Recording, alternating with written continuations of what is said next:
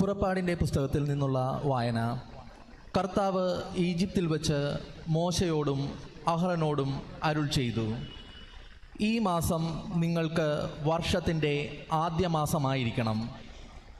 Israel സമൂഹത്തോട് മുഴുവൻ പറയുവിൻ, ഈ മാസം 10-ാം ദിവസം ഓരോ കുടുംബത്തലവനും ഓരോ ആട്ടിൻകുട്ടിയെ കരുതി വയ്ക്കണം. ഒരു വീടിന് ഒരാട്ടിൻകുട്ടി വീതം. ഏതെങ്കിലും കുടുംബം ഒരാട്ടിൻകുട്ടിയെ മുഴുവൻ ഭക്ഷിക്കുവാൻ മാത്രം വലുതല്ലെങ്കിൽ ആളുകളുടെ എണ്ണം നോക്കി അയൽ കുടുംബത്തെയും പങ്കുചേർക്കട്ടെ.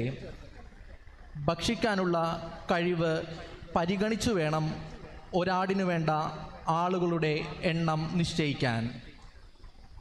കോലാടുകളിൽ നിന്നോ ചെമ്മരിയാടുകളിൽ നിന്നോ ആട്ടിൻകുട്ടിയെ തിരഞ്ഞെടുത്തു കൊള്ളുക. എന്നാൽ അത് 1 വയസ്സുള്ളതും ഊനമറ്റതുമായ മുട്ടാട് ആയിരിക്കണം. ഈ മാസം 14-ാം ദിവസം വരെ അതിനെ സൂക്ഷിക്കണം.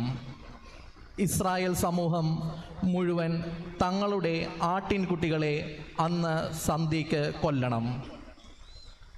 അതിൻ്റെ രക്തത്തിൽ നിന്നും കുറച്ചെടുത്ത് ആടിനെ ഭക്ഷിക്കാൻ കൂടിയിരിക്കുന്ന വീടിൻ്റെ 2 കട്ടിളക്കാലുകളിലും മേൽപ്പടിയിലും പുരട്ടണം.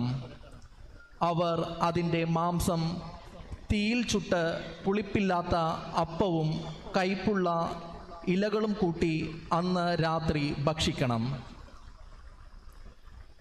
ഇപ്രകാരമാണ് അത് ഭക്ഷിക്കേണ്ടത്: അരമുറുക്കി, ചെരുപ്പുകൾ അണിഞ്ഞ്, വടി കൈകളിലേന്തി തിടുക്കത്തിൽ ഭക്ഷിക്കണം. കാരണം അത് കർത്താവിൻ്റെ പെസഹയാണ്. ആ രാത്രി ഞാൻ ഈജിപ്തിലൂടെ കടന്നു പോകും. ഈജിപ്തിലെ മനുഷ്യരുടെയും മൃഗങ്ങളുടെയും ആദ്യജാതരെയെല്ലാം ഞാൻ സംഹരിക്കും.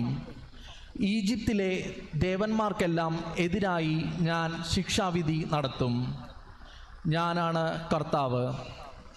കട്ടിളയിലുള്ള രക്തം നിങ്ങൾ ആ വീട്ടിൽ താമസിക്കുന്നുവെന്നതിൻ്റെ അടയാളമായിരിക്കും. അത് കാണുന്ന വീട്ടിൽ താമസിക്കുന്നതിൻ്റെ അടയാളമായിരിക്കും. അത് കാണുമ്പോൾ ഞാൻ നിങ്ങളെ കടന്നു പോകും. ഞാൻ ഈജിപ്തിനെ പ്രഹരിക്കുമ്പോൾ ആ ശിക്ഷ നിങ്ങളെ ബാധിക്കുകയില്ല. ഈ ദിവസം നിങ്ങൾക്ക് ഒരു സ്മരണ ദിനമായിരിക്കട്ടെ.